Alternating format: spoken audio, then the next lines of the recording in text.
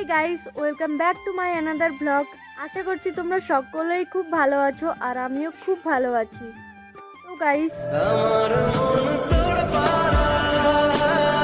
তো গাইস তোমরা থাম্বনেলটা দেখে হয়তো বুঝতেই পেরেছো আজকের ব্লগটা কি নিয়ে। তো বাড়িতে মা নেই, মা চারা উঠাতে গিয়েছে, মানে ধানের বিচুনগুলো উঠাতে গিয়েছে, তার জন্য আমাকে আজ রান্না করতে হবে। তো সকালবেলা বাচ্চাদেরকে টিউশন পড়িয়ে ছুটি দেওয়ার পর এখন আমি রান্না করব। তো গাইস তোমরা ব্লগটা কন্টিনিউ দেখতে থাকো। সবার প্রথমে এই গ্যাস লাইটটা নিলাম। আমি এখানে আগে থাকতেই হাতের হাঁড়িতে চাল দিয়ে দিয়েছিলাম, এখন বাকি আছে শুধু উনুনটা ধরানো। গাইস তোমরা ভিডিওটার শুরুতে জেনেছো যে মা কাজ করতে গেছে, মানে ধানের বিছুন উঠাতে গেছে, তাই আমি রান্না করছি। আজকে মাই রান্না করতো, কিন্তু তাড়াতাড়ি জন চলে এসেছিল, তাই মা রান্না করতে পারেনি। গাইস ভিডিও করতে করতে ডাক্তার চলে এসেছে, তাই লুকিয়ে লুকিয়ে ভিডিও করছি।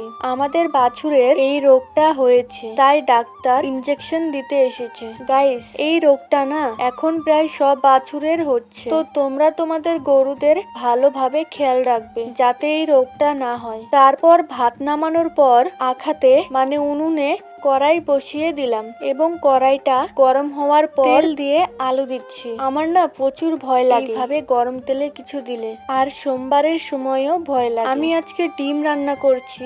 একটা কথা বলি গাইস, আমি যতবার রান্না করি ততবারই কিছু না কিছু গন্ডগোল হয়ে যায়। যেমন আজকে ডিমের তরকারি রান্না করতে গিয়ে ডিম ভাজতেই ভুলে গেছি, মানে ডিম ভাজার আগেই সোমবার দিয়ে দিয়েছি, তাই পরে তরকারিটা নামিয়ে ডিম ভেজে ওই তরকারিতে ডিম দিয়ে দিয়েছি। গাইস তোমাদের সাথে কি এরকম ঘটনা হয়েছে কখনো? যদি হয়ে থাকে তাহলে কমেন্ট করে জানাতে পারো। আমার ভিডিও যদি তোমাদের একটুও ভালো লাগে তাহলে অবশ্যই একটা লাইক করে দিও। তো গাইস আজকের মতো এইটুকু, দেখা হবে নেক্সট ব্লগে।